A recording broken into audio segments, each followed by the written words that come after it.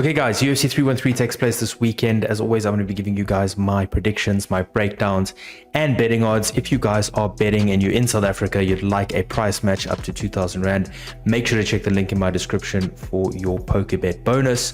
And I will be streaming, as I always do, on both YouTube and Facebook. Without further ado, let's get into the fights. All right, so on the UFC page, as you can see, UFC 313, Pereira versus Ankalaev. I'm going to start with the first fight, which is King Green versus Mauricio Rufi. If we go to the breakdown, we've got 32-16-1 versus 11-1-0.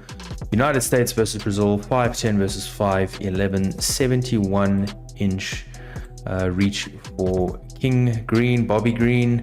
75-inch reach for Mauricio Rufi, 40 versus 41 in the leg reach. If we go to their last five, starting with it, I keep forgetting it's King Green, but Bobby Green, that's how I remember him, 38 years old. His last five fights is a little bit up and down. He's 3-2 in his last five. Losses to Paddy Pimblett, win against Jim Miller, lost to Jalen Turner, beat Grant Dawson, and beat Tony Ferguson. So in typical Bobby Green fashion, I can't call him King Green. I'm going to keep calling him Bobby Green. In typical Bobby Green fashion, very stop-start, very up and down. Mauricio Rufi,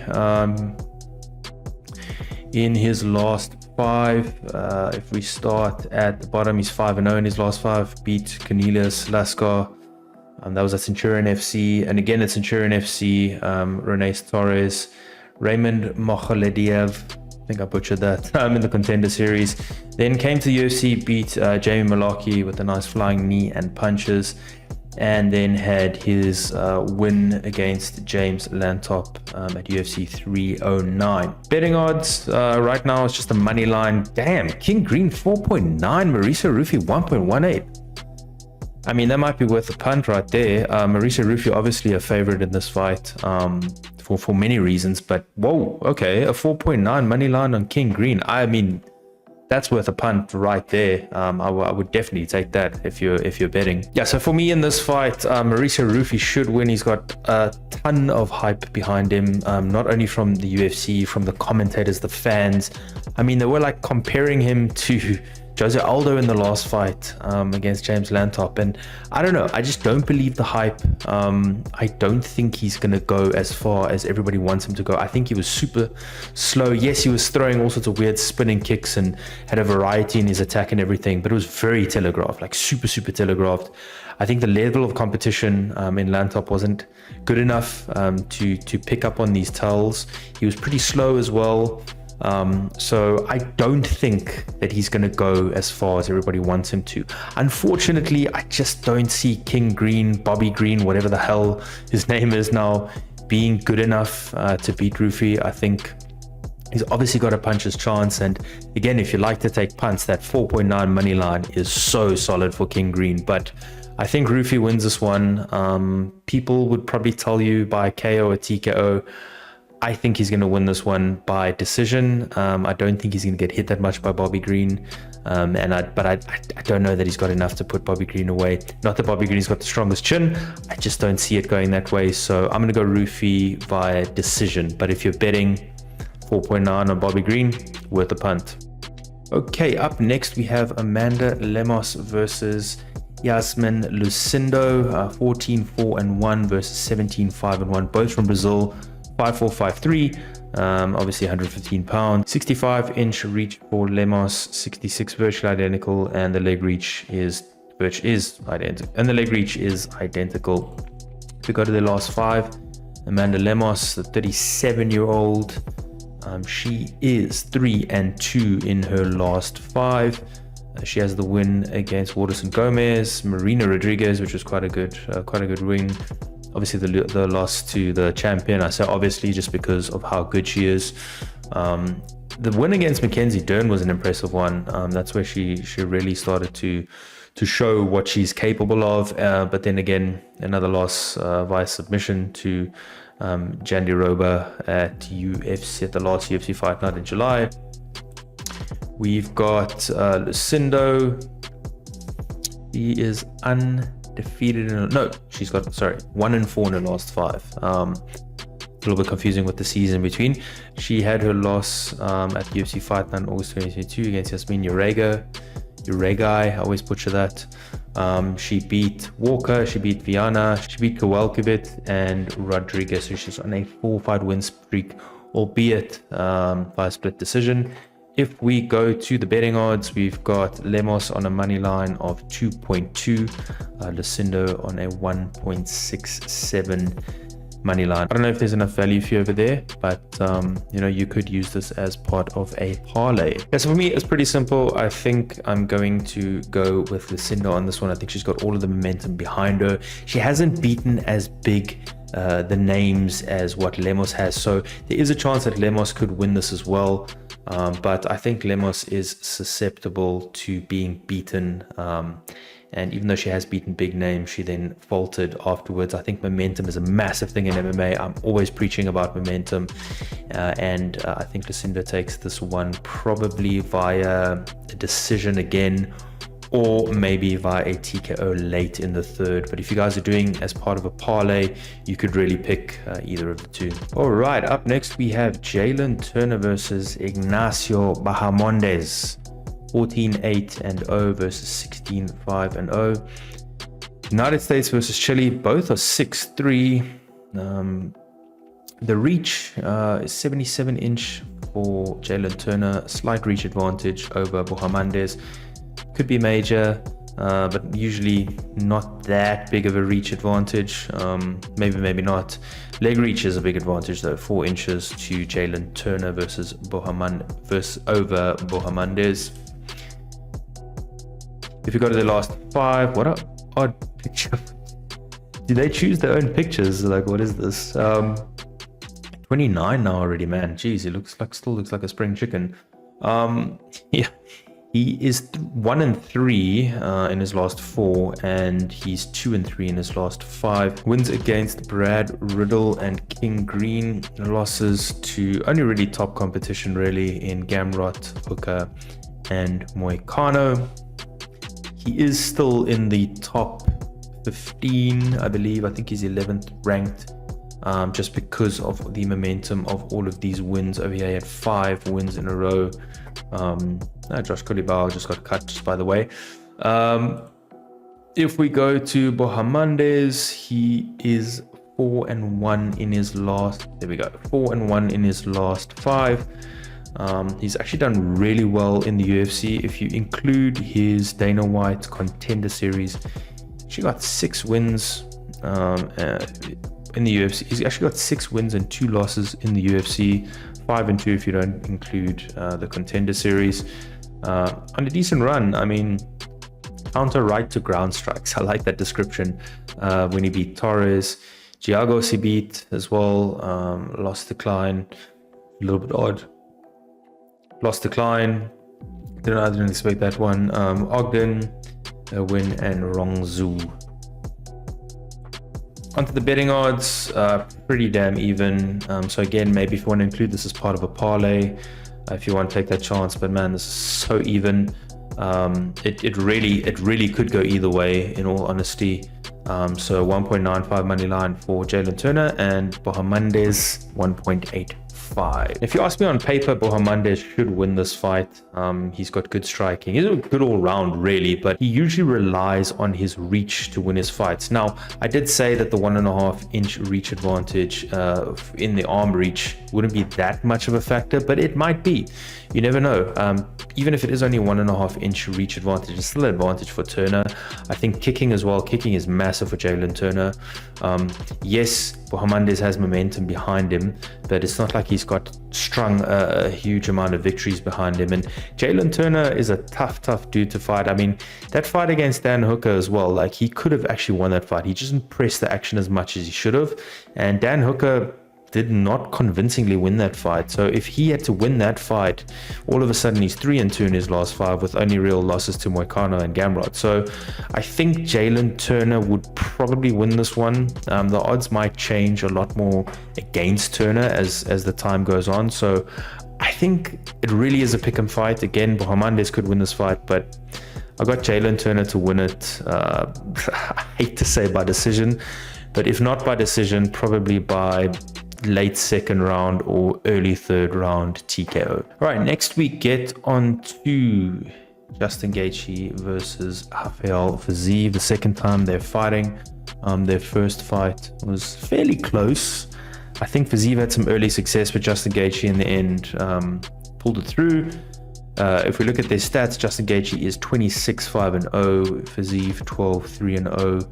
United States versus Kyrgyzstan. I almost always butcher that one too. 5-11 for Gaethje, 5-8 for Fiziev.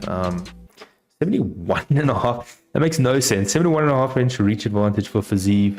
71.5 inch reach for Fiziev. 70 inches for Gaethje. 40-40 in the leg reach. If we look at the last five, Justin Gaethje, yeah, very up and down. He is 3-2 in his last five. Again, if you look at his whole career, all his losses have only really come to top competition.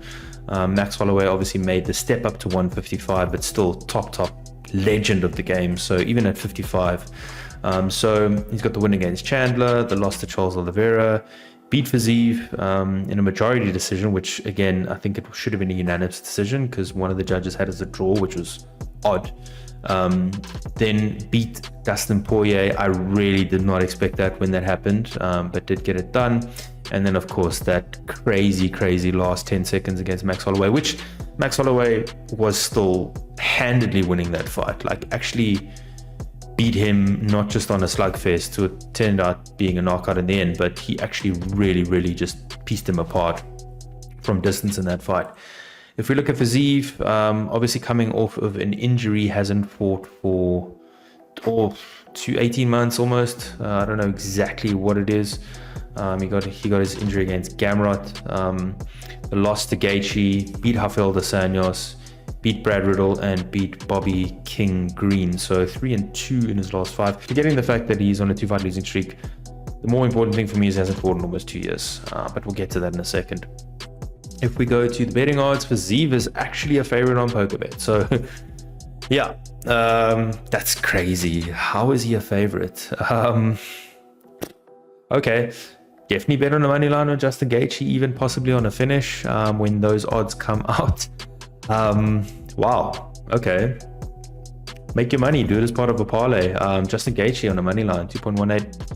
Decent odds. I like those. Yeah, as I mentioned, forget the fact that Fiziev has lost his last two fights. He hasn't fought since September 2023. Massive amount of time off. Huge injury as well. You can recover from that injury, no doubt, but he's taken this fight on like 8 or 9 days notice or 10 days notice or whatever it is. Contrast that with Justin Gaethje, who was already prepping for an all-out war with Dan Hooker, probably going to be a stand-up battle, would 100% still be training his wrestling, but is a great wrestler anyway. So I just think the odds are stacked against Fiziev. I'm not saying he can't win, but in a full camp, and I know it was years ago on a full camp, he didn't beat Justin Gaethje. Justin Gaethje has had enough time to recover from his knockout loss. How significant will that be? That's always a big question. You know, do people come back the same fighter, or are they a ghost of their former self? So I still think Justin Gaethje's had enough time. I think he's had a full camp versus Fiziev not having a full camp. I mean, having however many days, whatever it was, 9. I think Fiziev needs to really just go for it. He's got nothing to lose. Just go for a quick finish. Go out on your sword and try to score some sort of a knockout. Test that chin, see how it is after the Holloway knockout. But I do see Justin Gaethje winning probably by, after an early flourish like that, probably by second round knockout. Now we get to the main event. This is going to be one of two ways, but we'll get to that a little bit later. But Alex Pereira fighting Magomed Ankalaev. Alex Pereira 12-2-0, Ankalaev 21-1 with 1 no contest. Brazil versus Russia 6-4, 6-3, 79-inch reach for Poatan, 75 for Ankalaev, 44 in the legs for Poatan, 46 for Ankalaev. If we look at their last 5 for Alex Pereira, he's won his last 5, winning the title and defending it 3 times. This will be his fourth attempt at a title defense. Beat Jan Blachowicz, split decision. It was very, very close. It was a very, very important fight too. Beat Yuri Prochazka for the title, beat Jamal Hill, beat Yuri Prochazka again, beat Khalil Rountree. Now, it's important to note again, all four of those, they tried to stand with him. I'm talking from Yuri Prochazka all the way to Khalil Rountree. Very, very important point. I want you guys to hang on to that point for a second. Ankalaev, his last 5, beat Rakic at UFC 308, beat Walker Johnny in their rematch, had the no contest, which again was a bit of a weird, it was a very, very weird fight that I do think Walker Johnny faked that one, in my opinion. Before that, had a draw against Jan Blachowicz, which Jan Blachowicz said he won, Ankalaev won, and then had a ground and pound victory against Anthony Smith. So he is 3-0-1-1 in his last 5. Onto the betting odds, there's a whole host of odds. On a money line, it's a pick'em fight. If you look at who should finish, who wins by finish, an Ankalaev finish is not bad. There's a couple on the over-unders, but let's go have a look at some nice numbers here. So if we've got Pereira to win by submission, yeah. Ankalaev to win by submission, that's unlikely. Win by decision, so that's not a bad one, to be fair. I mean, 2.55, that could happen. If we look at, there's a whole host of other odds. Let's go look at some of the crazier ones. So Ankalaev to win in round 5. If Pereira wins in round 5, that's not bad. I mean, Pereira to win in 4 is not bad. I mean, even Pereira to win in round 1 or round 2 is not a bad shot. So there's winning combinations as well. And you can go look at the grouping of the rounds. But what is this 131? Pereira to win by submission in round 4, 131. Oh, he has an even worse one. There's a 151. I didn't even see that right next to it. So Pereira to win by submission in round 5. Could you imagine that? He gets him hurt. Ankalaev shoots for a takedown. Pereira guillotines him. Imagine that. But anyway, I digress. Yeah, so for me, guys, this is a bit of a tricky fight to call. Logic dictates that Poatan should win this fight. With all the momentum that's been behind him, with the array of finishes that he's had. But as I mentioned before, it's important to note that all of those wins in his title defenses and title wins have been against people that have wanted to stand with him. Now, there's no one better in the light heavyweight division, or possibly even in the UFC. You could make the argument Topuria, maybe, the likes of Topuria, maybe even Max, that are better strikers than Poatan. So to go up and stand against Poatan is a virtual death wish. Ankalaev has said that he will stand with Poatan. I do not believe that. If you look at the way Ankalaev has been cracked on his feet in previous fights, the striker's not even half as good as Poatan. That in itself would be really stupid to do. I do understand that they start the fight standing, obviously. The big thing is going to be Ankalaev's wrestling for me. Can Poatan stuff the takedowns? If he can't stuff the takedowns, can he counter wrestle? If he doesn't counter wrestle as often as he needs to, has he got a plan to get back up, not to take damage on the bottom? So I think that's going to be the big factor over here. Poatan is very big and he's very strong and he has got reach. So he can keep Ankalaev at bay. I think he will do that. And I think, maybe biasly, because I want to see him and Dricus fight one another when Dricus beats Khamzat, which he will do, by the way. I want to see that fight. So semi-bias, I'm going to say Poatan wins, and the only way he wins for me is via KO or TKO. So I think he gets maybe some early adversity, maybe by Ankalaev. I think they would be very, very focused on grappling and wrestling. That is the glaring weakness for Poatan. It has always been. I think they just carry on practicing that for, they have been for the last couple of years. I don't buy into the fact that Poatan's not taking his training seriously. I know he was in Australia for other stuff. He wasn't really there for Strickland, but I think he's taken this seriously. I think he wants that mega fight with Dricus as well, or possibly John Jones. I think he wants it. I don't think he gets it. But I think, you know, if Ankalaev can't get his wrestling off, which I don't think he will be able to do, I think Pereira wins via knockout or TKO in the second or third round. So let me know in the comments, what do you guys think? Who's going to win between Poatan and Ankalaev? Gaethje versus Fiziev. All the other fights on the main card. Make sure to tune in to my live stream this weekend on YouTube and Facebook. If you're betting, also make sure to check out the link in the description. Don't forget to like and subscribe, and I will see you guys this weekend. Cheers, everybody.